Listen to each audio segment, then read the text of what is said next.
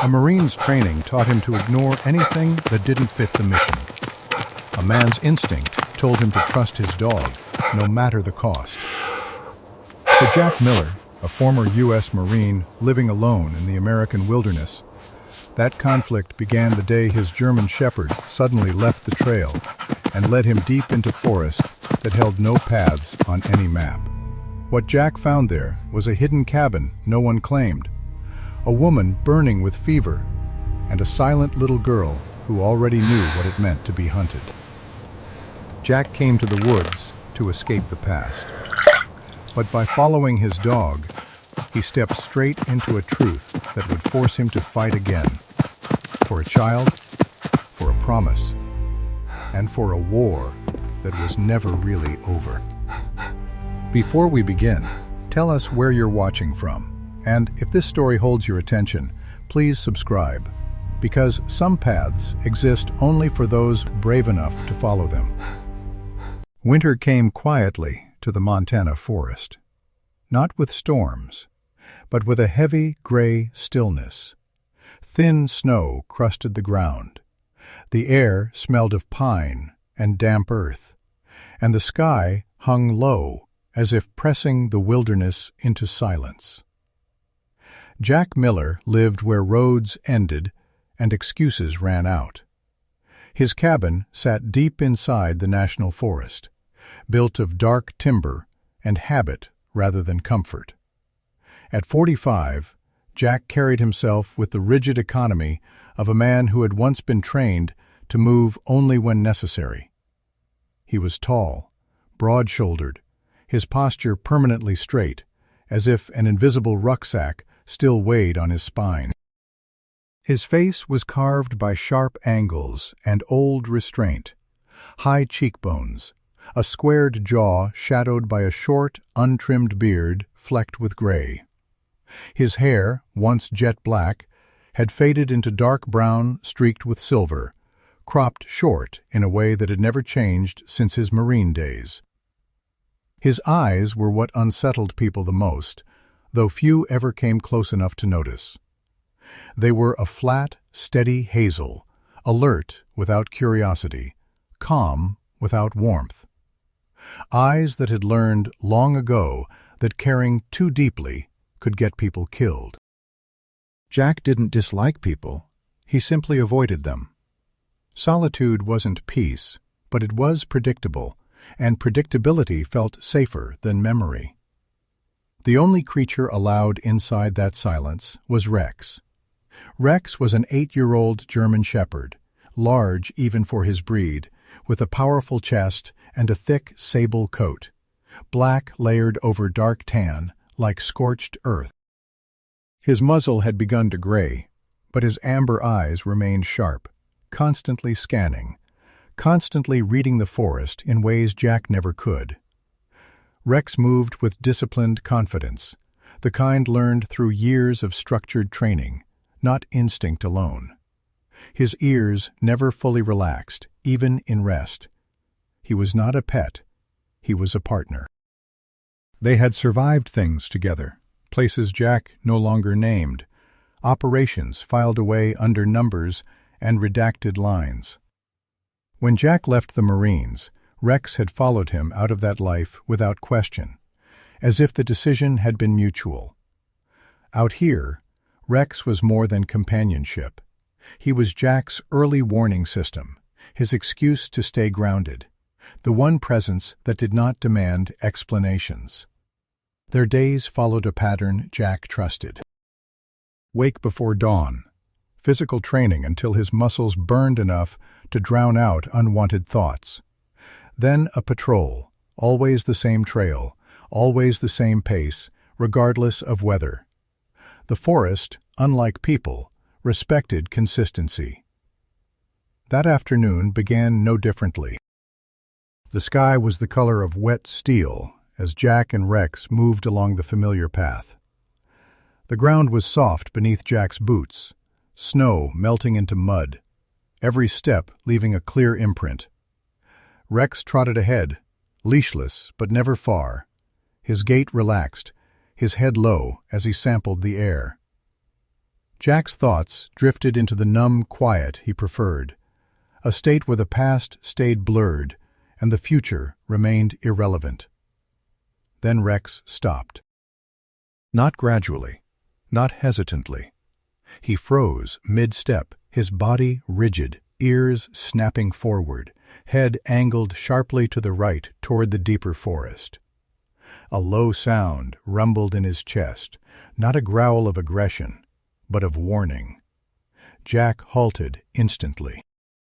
Years of conditioning erased the fog from his mind. His hand hovered near the knife at his belt as his eyes swept the tree line. Nothing moved. No broken branches, no birds lifting from cover. Just dense evergreens dripping with moisture, the forest holding its breath.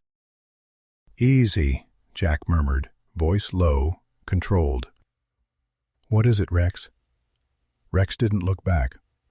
Instead, he took a step off the trail, then another. Jack frowned. Rex knew this route as well as he did. In 6 years, the dog had never deviated from it without command. Jack gave a sharp whistle, the same one he had used in war zones, the sound that once meant regroup, fall back, survive. Rex ignored it. A tension Jack hadn't felt in years tightened behind his ribs. "Rex," he said again, firmer this time. The dog paused, finally glancing back. His amber eyes met Jack's, wide and urgent, not fearful, but insistent. Then Rex turned and disappeared into the trees. Jack swore under his breath. Every rational instinct told him to stay put. The trail was safe, known. Leaving it meant risk, injury, getting lost, inviting problems he had spent years avoiding. But another instinct, older and harder to silence, rose up instead. Rex had never led him wrong before. Jack followed. The forest closed around him quickly, swallowing sound and distance. The ground grew uneven, thick with roots and slick mud. Jack moved carefully, each step measured, his body falling back into the quiet efficiency of a man trained to survive hostile terrain. Rex was several yards ahead now, moving with purpose, nose low, tail stiff. That was when Jack saw it. A footprint. Small, narrow, too small to belong to any adult. The tread was shallow, recent, the edges still sharp in the mud. Jack crouched, his breath fogging the air, studying it. A child's shoe, modern. Not something worn by someone who belonged out here. His pulse quickened. He scanned the ground, searching for the next print. He found it, then another. All leading in the same direction, deeper into the forest, toward terrain that grew harsher by the yard. Jack stood slowly, a cold realization settling into his gut. There were no footprints coming back. Not a single one. The forest tightened around them the farther Jack followed Rex, the light thinning until the world became a mosaic of shadow, damp needles, and dark stone. Time stretched strangely in that enclosed wilderness. Minutes felt like hours, and Jack could no longer tell how far he had strayed from the trail, only that turning back now would mean abandoning whatever had left those small footprints behind. Rex slowed first, his movements cautious, deliberate. Then he stopped. The cabin emerged not suddenly, but reluctantly, as if the forest itself had tried to forget it. It was built low against a rock outcrop, its weathered logs darkened by age and moisture, the roof layered with moss, pine needles, and debris carefully arranged to break its outline. From a distance, it looked less like a structure than a natural scar in the land. No smoke rose from the chimney, no path led to its door. Jack felt the familiar prickle between his shoulders, the sense of walking into something that did not want to be found. He approached with care, every step quiet, Rex moving slightly ahead, body tense but controlled. The door was solid, reinforced from the inside. Jack knocked once, firmly but not aggressively. Nothing. Then he heard it, a dry, shallow cough, followed by a weak intake of breath that scraped like paper against stone. Jack pushed the door open. The interior was dim and cold, lit only by a narrow window smeared with grime and a dying fire in a stone hearth. The air smelled of wood smoke, sickness, and stale water. In the far corner lay a woman on a narrow cot, her body wrapped in thin blankets. She was conscious, but barely. Her name, Jack would soon learn, was Emily Carter. Emily was in her early 30s, tall but frighteningly gaunt, as if illness had hollowed her out from the inside. Her skin was pale, almost translucent, with a sheen of sweat clinging to her forehead and neck. Long chestnut hair hung loose and tangled around her shoulders, once well kept, now dulled by exhaustion. Her face retained traces of sharp intelligence, high cheekbones, steady gray eyes, but fever had softened her features, slowed her reactions. When she saw Jack, panic surged through her despite her weakness. Her hand groped blindly beside the cot, searching for something that wasn't there. "Please," she whispered hoarsely, voice cracking. "We don't want trouble." Jack raised his hands slightly, palms open. "I'm not here to hurt you," he said. His tone was even, practiced. "You're sick. You need help." Before Emily could respond, a second figure stepped into view from the shadows near the hearth. The girl was small for her age, no more than 7, her posture rigid with alertness rather than fear. Her name was Lily. She had dark brown hair cut unevenly at the shoulders, as if trimmed with no mirror and little patience. Her skin was light olive, wind-chapped, her cheeks hollow in a way that suggested too many missed meals. But it was her eyes that held Jack's attention, large, dark, and unnervingly observant. There was no panic in them. No confusion, only calculation. She did not hide behind her mother. She simply stood, watching. Rex sat down, slowly, deliberately, his body angled away to appear non-threatening. Lily's gaze drifted from Jack to the dog, and there it lingered. Her expression changed, not into a smile, but into something quieter. Recognition. Emily noticed it too. Her breathing quickened. "Lily," she murmured weakly, a warning threaded into the word. Jack crouched near the door, lowering himself to Lily's level. "I live out here," he said. "Didn't know this place existed." Lily did not answer immediately. Instead, she studied Rex as if weighing a memory. Finally, her voice came out soft, measured. "I've seen him before." Jack stiffened. "Seen him where?" "In the trees," Lily said. "A few days ago, when they were close." Emily turned her head sharply, eyes wide. "Lily, don't—" "It's okay," Jack interrupted gently. "Who was close?" Lily swallowed. "The men." Silence settled thickly in the cabin. Emily's eyes filled, not with tears, but with fear sharpened by exhaustion. "They were tracking us," she said, the words costing her effort. "We thought we lost them. When Lily saw your dog, the noises stopped. The forest went quiet again." Jack understood immediately. Rex's presence, his movement patterns, his scent, it had changed the equation.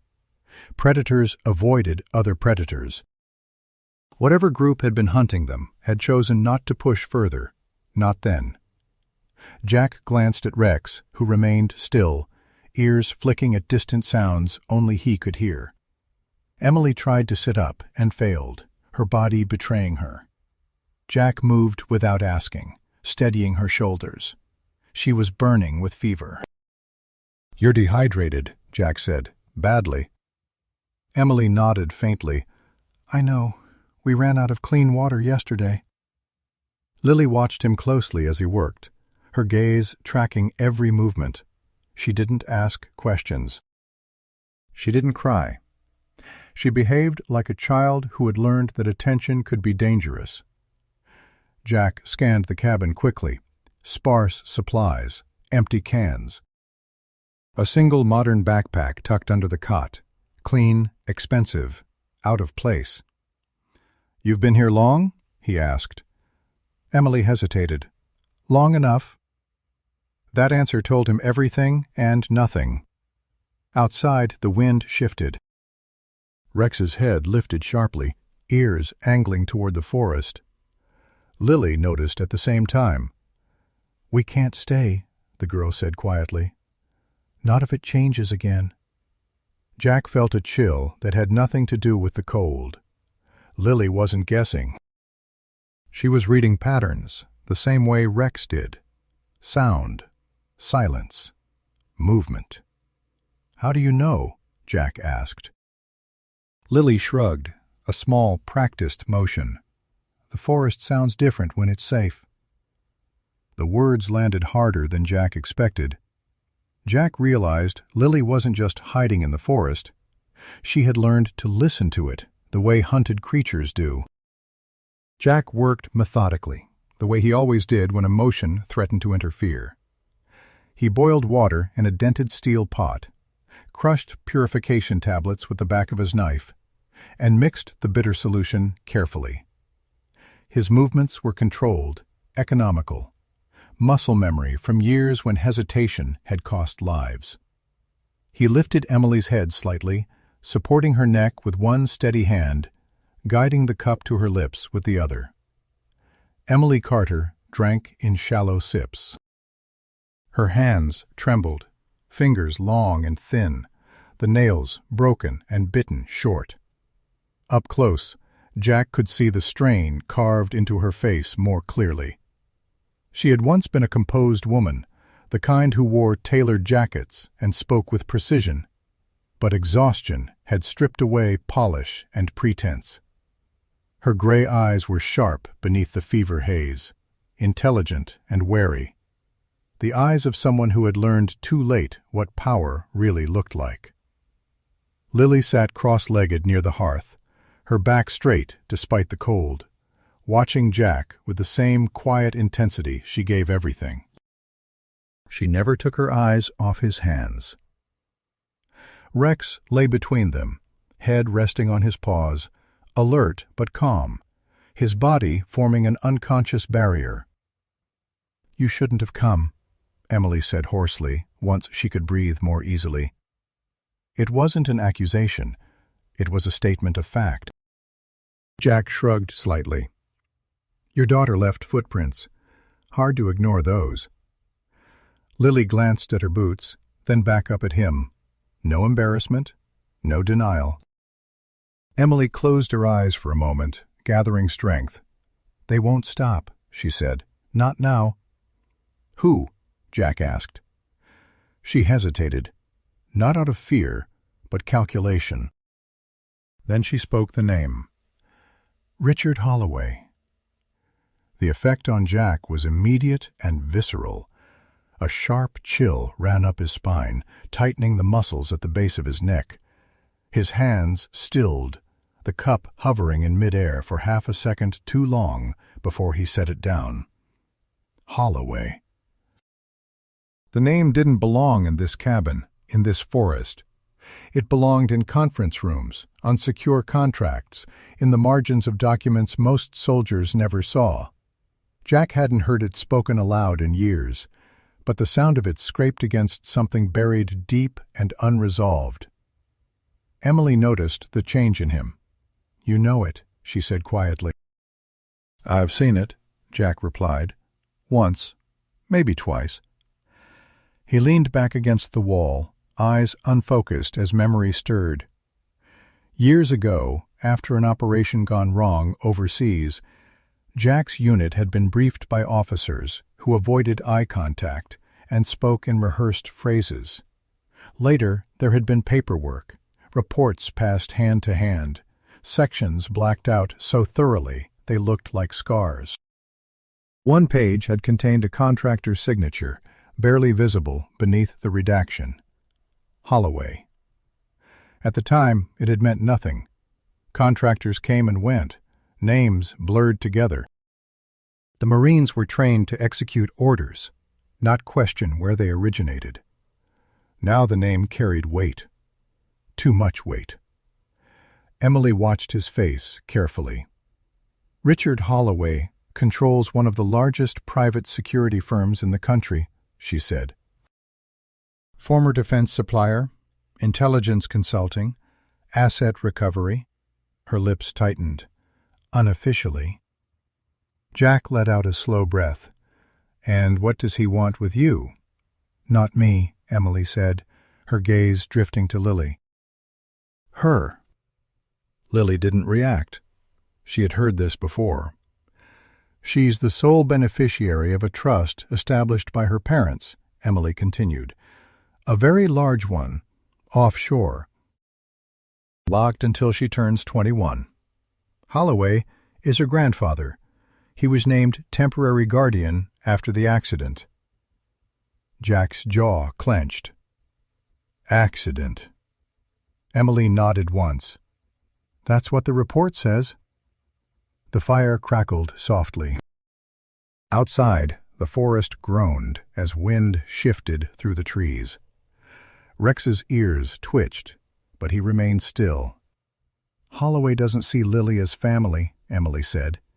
He sees her as access, control. A delay he has to manage. Her voice hardened, cutting through the fever. I was his executive assistant. I saw how he handled obstacles. Jack studied her now, really studied her. The careful phrasing, the restraint. This was a woman who had spent years navigating power quietly, learning when to speak and when to stay invisible. Whatever had driven her into the forest had not been impulse. You ran, Jack said. I took her, Emily corrected, because staying meant losing her in ways that wouldn't leave bruises. Lily shifted slightly, leaning closer to Rex. The dog responded by lifting his head and resting his chin gently against her knee. Jack's chest tightened unexpectedly. How long have they been looking for you? He asked. Emily exhaled. Weeks. Maybe longer. They don't rush. They wait until you're tired, until you make mistakes. Jack nodded. That, at least, made sense. And you? Emily asked quietly. You reacted to his name like it cut you. Jack didn't answer right away. He stared at the floor, at the packed dirt marked by Lily's careful footprints. When he spoke, his voice was flat, controlled. My unit went down on a mission that never should have happened, he said. Bad intel, no support, no extraction when things turned. His fingers curled slowly into a fist. They called it an operational failure. Emily's eyes narrowed. And Holloway? Jack shook his head once. I don't know. I never did. Just, his name was there, where it shouldn't have been. Silence stretched between them. Lily broke it. People don't disappear by accident, she said matter-of-factly. Jack looked at her. She met his gaze without flinching. No, he agreed softly. They don't. Something settled inside him then, a shift he couldn't ignore. For years he had told himself that what happened to his team was the cost of war, the kind of loss soldiers were expected to carry without asking why. Now, that explanation felt thin, incomplete, dangerous. Rex rose suddenly, moving to the window. He sniffed the air, tail stiff, ears forward. Jack followed his gaze into the dark forest beyond the glass. Whatever had hunted Emily and Lily was still out there, and the name Richard Holloway no longer felt like coincidence. For the first time, Jack allowed himself to believe that the death of his Marine unit may not have been an accident at all. Night fell hard over the Montana forest, smothering sound and distance alike. The cold deepened, thin ice forming along the edges of puddles, and the wind slid low through the trees, as if searching for something it had lost. Inside the camouflaged cabin, Jack Miller did not sleep. He sat with his back to the wall, knees bent, rifle resting across his thighs, breathing slow and deliberate. Years away from war had dulled nothing. They had only taught him how fragile silence really was. Rex broke it first. The German shepherd rose from the dirt floor without a sound, his muscles tightening in a smooth, practiced motion, his ears angled forward, rigid, his amber eyes fixed on the darkness beyond the narrow window. A low vibration rolled through his chest, not a bark, not even a growl, but a warning meant only for someone who knew how to listen. Jack felt it immediately. The same prickle at the base of his skull he used to feel seconds before contact. He reached out and laid 2 fingers lightly against Rex's shoulder. The dog was trembling, not with fear, but with restraint. "How many?" Jack whispered. Rex shifted his weight once. Then again. Jack counted the pauses. 3. He exhaled slowly. The cabin was no longer shelter. It was bait. Jack moved with quiet urgency. He woke Emily with a hand to her shoulder. Her fever had eased slightly, but she was still weak, her tall frame unsteady as she pushed herself upright. Up close, in the low firelight, her features looked sharper now. High cheekbones, a narrow nose, lips pressed thin with fear she refused to voice. Her long chestnut hair had been braided hastily to keep it out of the way, revealing a faint scar along her temple, the kind that came from accidents people didn't talk about. "They're here," Jack murmured. Emily didn't ask who. She only nodded, pulling Lily close. The girl moved instantly, silent as shadow, slipping on her boots and taking the backpack without being told. Her small hands didn't shake. Jack crouched to Lily's level. "You stay behind me, no matter what." Lily looked up at him, eyes dark and steady. "They don't want to talk," she said quietly. "No," Jack agreed. "They don't." Outside, a branch snapped, then another, deliberate this time. The men didn't try to hide their approach. Professionals never did once they were close enough. They trusted speed, coordination, and fear. Jack eased the cabin door open just enough to see.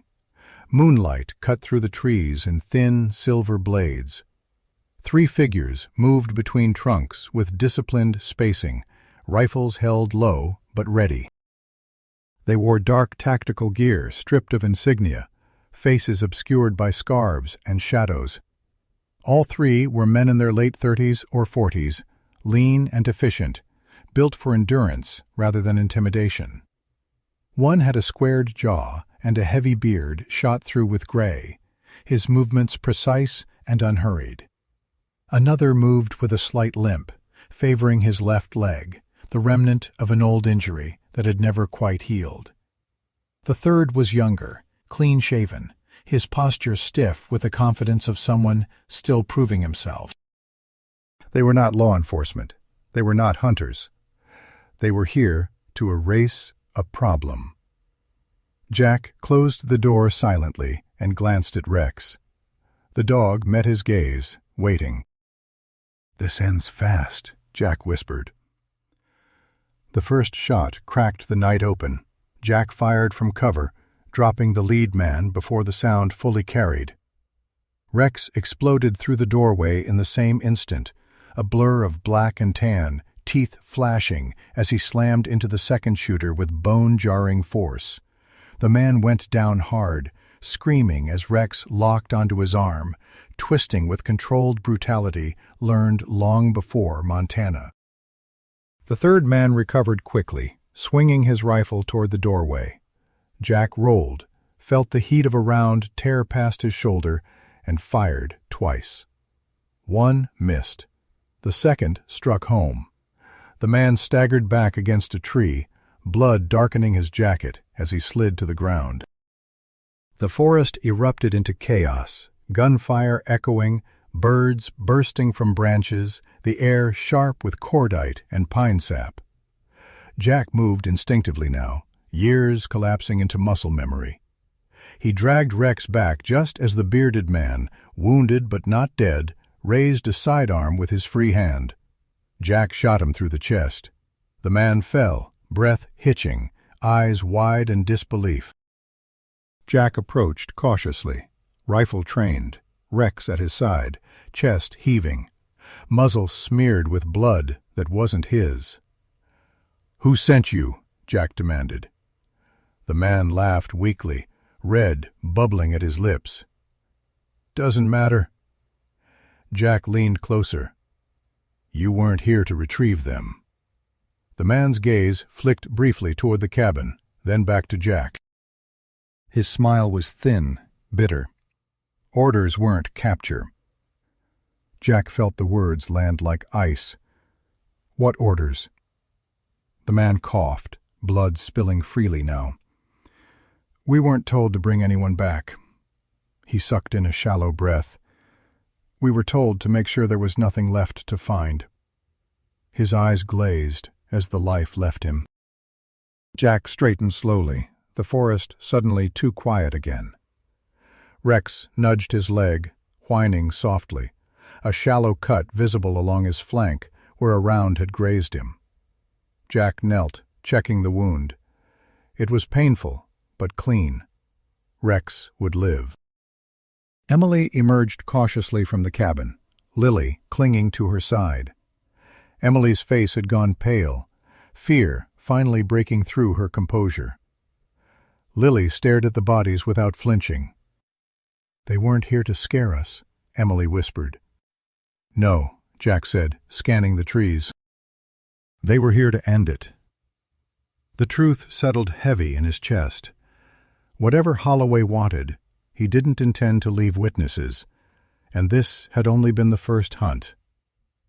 Before dying, one of the attackers revealed they were never sent to capture.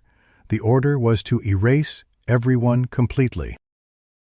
Dawn crept into the forest without warmth, a pale gray light filtering through branches blackened by night and gunfire. The air smelled of iron and pine sap. Jack Miller stood over the fallen men, breath steady, pulse finally slowing as the immediate threat receded. Rex lay a few steps away, alert but resting now, his flank bandaged with a strip torn cleanly from Jack's shirt. The dog's amber eyes followed every movement, pain present but contained. Rex had learned long ago that showing weakness invited more of it. Jack knelt beside the nearest body. The man was already cold, his beard stiff with drying blood. Jack rolled him carefully, checking pockets, wrists, the collar of his jacket. Nothing obvious, no badges, no names. Professionals didn't carry identities. That was expected. What Jack wasn't expecting was the mark. It was half hidden beneath the man's sleeve, inked in faded black on the inside of his forearm. Jack's fingers stilled as recognition hit him like a blow. It wasn't a symbol civilians would notice. It wasn't meant to be. It was a tactical shorthand, 3 short lines intersecting a broken arc, once used by Marine units operating in desert environments to signal cleared ground during low-visibility maneuvers. An old mark. Obsolete. Retired after too many leaks. Jack felt something tighten behind his eyes. He moved to the second body, then the third. Same mark. Same placement, same age of ink. These men hadn't just been trained well. They had been trained by the same doctrine. Marines.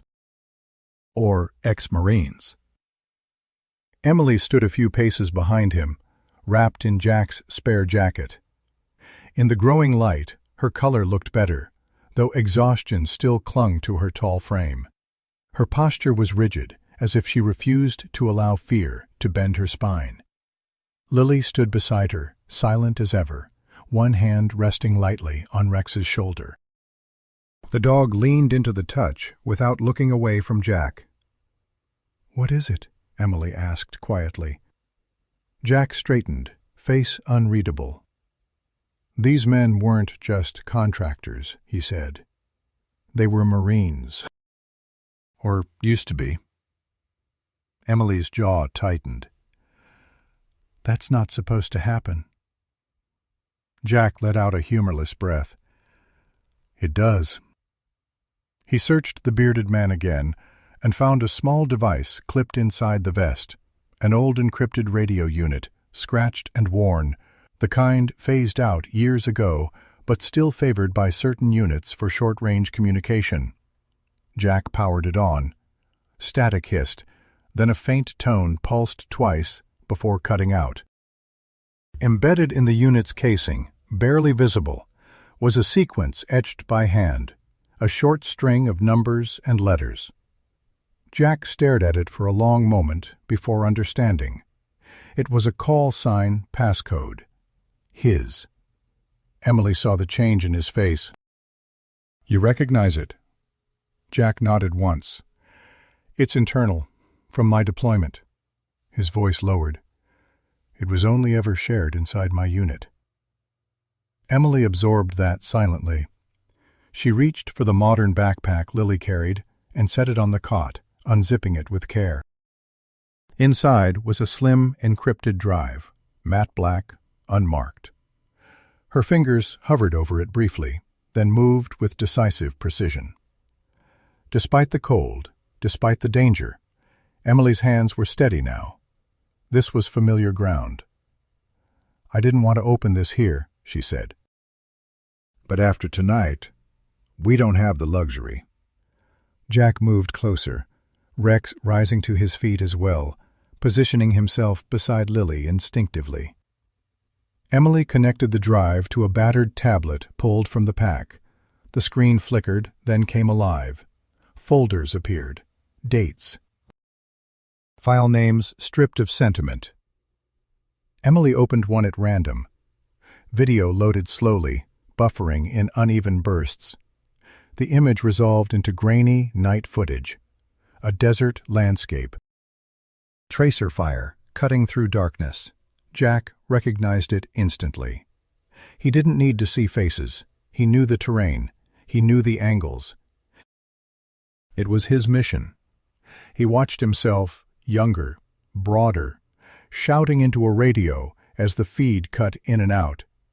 He could hear his own voice now, distorted but unmistakable, calling for extraction, calling for confirmation, calling again. The video timestamp ticked forward. No response. No support. Emily covered her mouth with one hand. Jack felt a hollow open in his chest as the recording continued.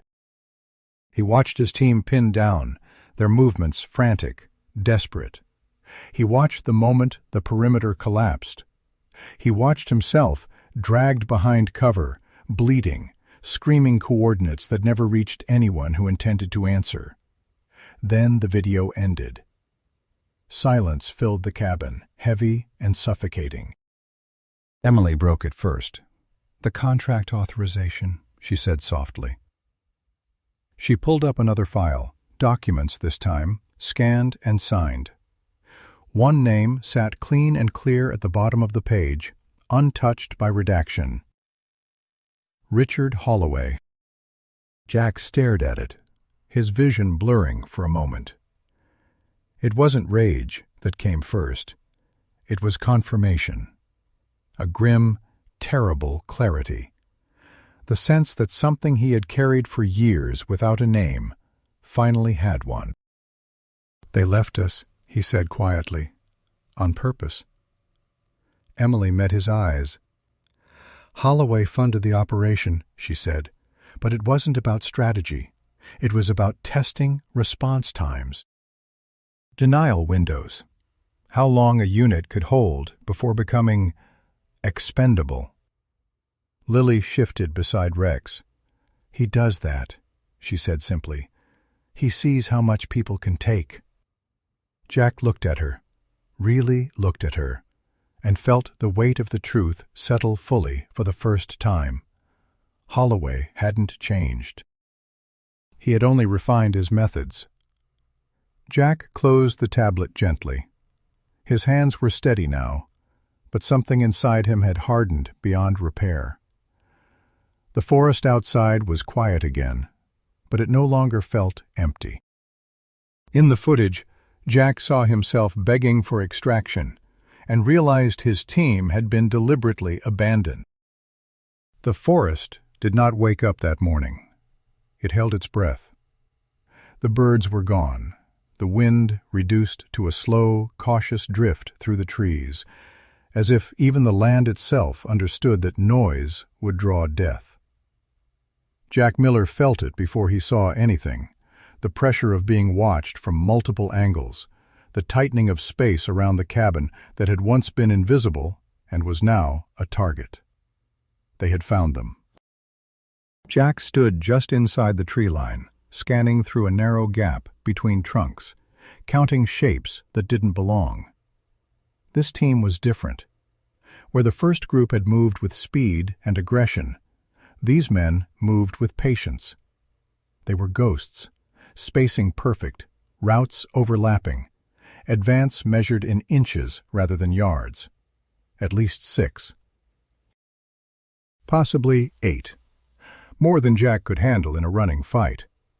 Rex stood beside him, weight shifted forward, ears pinned, breathing shallow.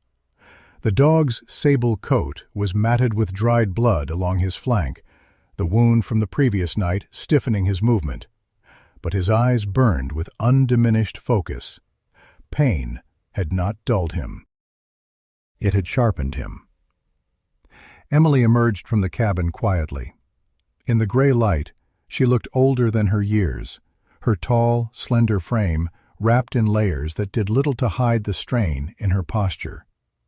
Her face was pale but set with resolve, lips pressed into a thin line that suggested she had already accepted the worst and decided to endure it.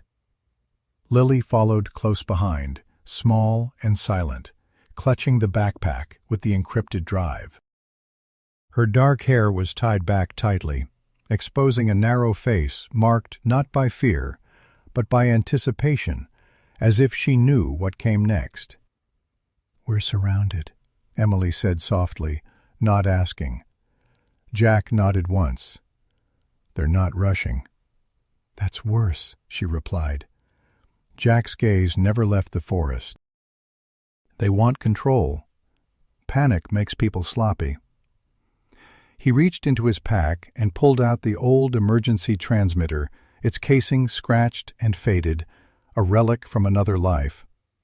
He hadn't powered it on in years. It had been issued as a last resort signal for Marines operating beyond conventional extraction windows, a call that said everything had already gone wrong. Jack thumbed the switch. The device hummed weakly, a single red light flickering uncertainly. No confirmation tone followed. No reassurance. Emily watched his face. "Did it work?" Jack didn't lie. "I don't know." He slipped the transmitter back into his jacket and turned to Lily. He crouched, lowering himself to her height. "When this starts," he said, "you stay behind Rex, no matter what you hear, no matter what you think." Lily nodded once. She didn't ask why.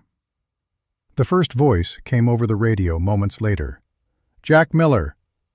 The sound was clean, amplified, filtered, too calm for the chaos it represented.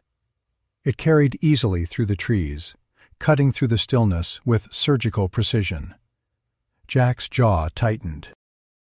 "You're harder to kill than the reports suggested," the voice continued. Male, older, cultured, the kind of voice that had never needed to raise itself to be obeyed. But then again, Marines always were. Emily stiffened. Lily's fingers curled into Rex's fur. Jack stepped forward into the open. "Holloway," he said flatly. A pause. Then a faint chuckle.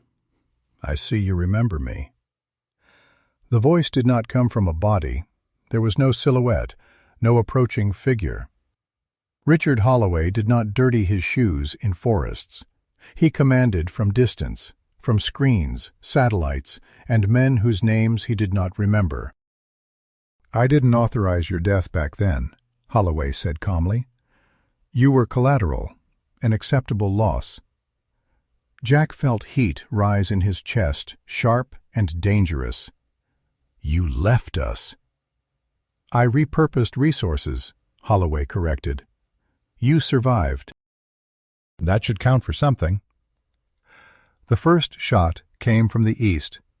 Jack reacted instantly, shoving Emily and Lily back toward the cabin as rounds tore bark from trees and dirt from the ground.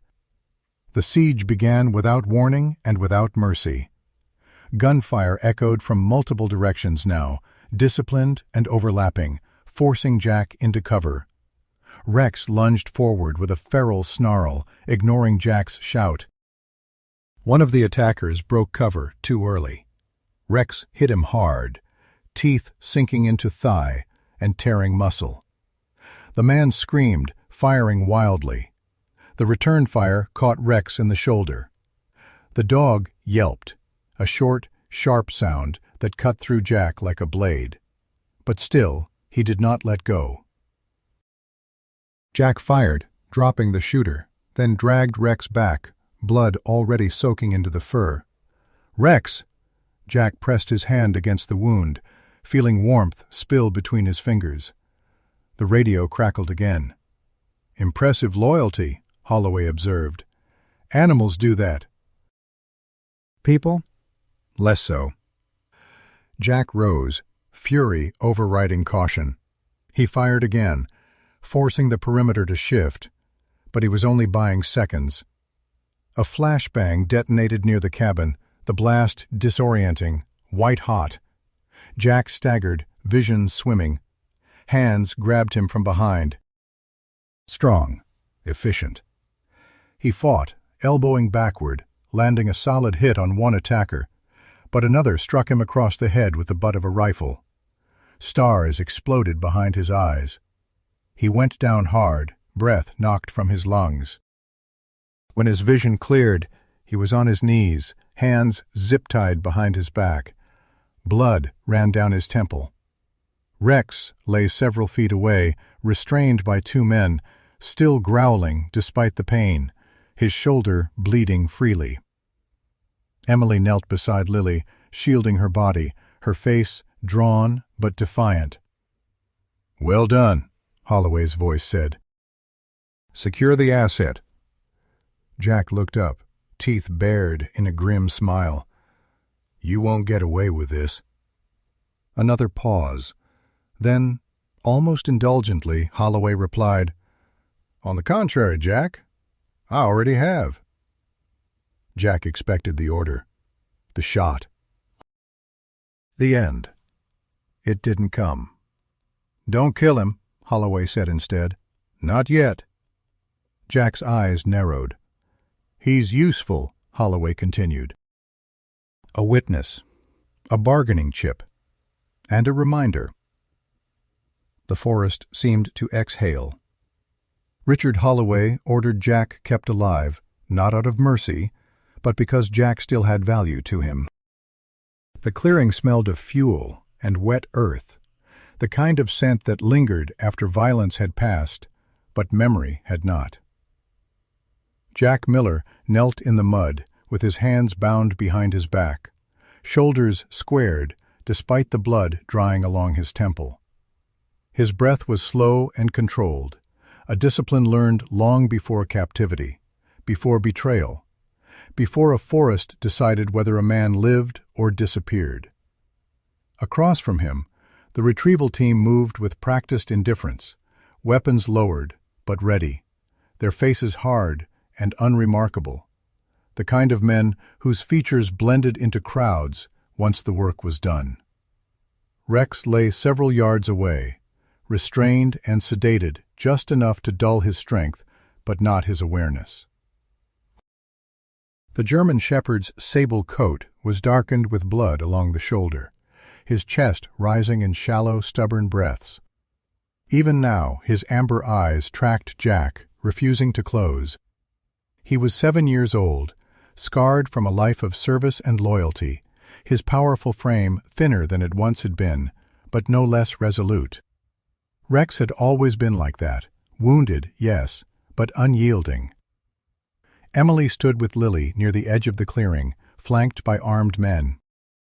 Emily Carter was tall and slender, her dark hair pulled back tightly, streaks of silver beginning to show despite her 35 years.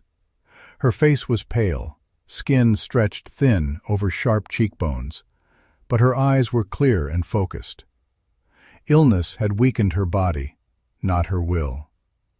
She held Lily close, one arm wrapped protectively around the small girl's shoulders. Lily was quiet, dark-haired, her thin frame tense beneath layers too large for her. Her eyes, wide and unnervingly observant, missed nothing. They never had. One of the men approached Jack, boots crunching softly. He was broad-shouldered, late 30s, close-cropped hair, and a trimmed beard that framed a face shaped by years of obedience rather than conviction. He avoided Jack's eyes. "Orders changed," he muttered, almost apologetic. "But that doesn't mean you're walking away." Jack lifted his gaze, calm despite the circumstances. "It never does." The man stepped back. A different voice crackled through the radio clipped to his vest, sharp, urgent, cutting through the forest's hush. "Hold your position. Federal aircraft inbound." For a fraction of a second, no one moved. Then the sound arrived, low at first, distant, easily mistaken for thunder. It grew quickly, blades chopping the air with unmistakable authority. Wind tore through the clearing, flattening grass and scattering leaves, as a black helicopter broke through the canopy, hovering just above the tree line. Its markings were clear now. Federal. The retrieval team reacted instantly, weapons snapping up, formations breaking as shouted commands overlapped in confusion. A second helicopter followed, then a third, rotors screaming dominance into the forest. Spotlights cut through shadow, pinning men to the ground like insects. "Federal agent! Drop your weapons, now!" Gunfire erupted, not from Jack's side, but from panic. It ended just as fast. Jack was still on his knees when boots splashed toward him from a different direction, heavier, more deliberate. A man knelt in front of him, cutting the zip ties with practiced efficiency. He was in his 40s, graying at the temples, his face lined with fatigue and quiet determination. A U.S. Marshal. "You Jack Miller?" he asked. Jack rubbed his wrists, nodding once. "Last I checked." "You're coming with us." Emily stared at the scene unfolding, disbelief giving way to exhausted relief. Lily pressed her face into Emily's side, fingers digging into fabric as if grounding herself in something real. Rex lifted his head, ears twitching at the familiar cadence of authority. When the restraints were removed, he tried to rise, faltered, then stood anyway, limping toward Jack. Jack knelt beside him immediately, one hand firm on Rex's neck. "Easy," he murmured. "You did good." Later, much later, when the forest was secured and the noise had faded, the truth settled into place. Emily sat on the tailgate of a federal transport, wrapped in a blanket, her posture finally sagging with exhaustion. She spoke quietly to the agent beside her, explaining what had happened long before the forest, long before Jack. How she had sent fragments of the data weeks ago, carefully, anonymously, trusting no one system. How she had learned to survive by assuming every line was compromised. Jack's old Marine distress signal, it turned out, had not been a miracle. It had been confirmation. Holloway had been arrested 2 states away, pulled from a private airstrip while trying to leave the country. His network collapsed quickly once the first arrest was made, names spilling out under pressure, secrets losing their value the moment they were exposed. Emily and Lily entered witness protection within days. New names, new city, new silence. On the morning they parted, Emily stood straighter than Jack had ever seen her, despite the tremor in her hands. She reached out and clasped his forearm, her grip firm. "You didn't save us," she said. "You kept a promise." Lily hugged Rex, burying her face in his fur. "Listen to the trees," she whispered before letting go. Jack watched them leave without speaking. Weeks later, Jack stood in a different cabin, higher in the mountains, farther from roads and closer to sky. The walls were new, the air clean. Rex lay near the fireplace, shoulder healing, tail thumping softly against the floor. Jack hung his Marine uniform in the small closet, smoothing the fabric once before closing the door. Then he reached for the dog tags at his neck. He didn't remove them. Some promises were not meant to be buried. Jack hangs up his Marine uniform, but keeps his dog tags, because some promises are never taken off. Take a moment. Breathe in slowly. Then let it go. If today feels heavy, remember this. Miracles are not always loud. Sometimes they arrive quietly, through endurance, through loyalty, through the simple choice to keep going when giving up would be easier. God does not always remove the storm. Sometimes He gives us the strength to stand in it. If this moment speaks to your heart, share it with someone who may need hope today. Leave a comment with a short prayer, and subscribe to the channel so we can continue walking together through stories of faith, healing, and second chances. May God watch over you and bless you, now and always.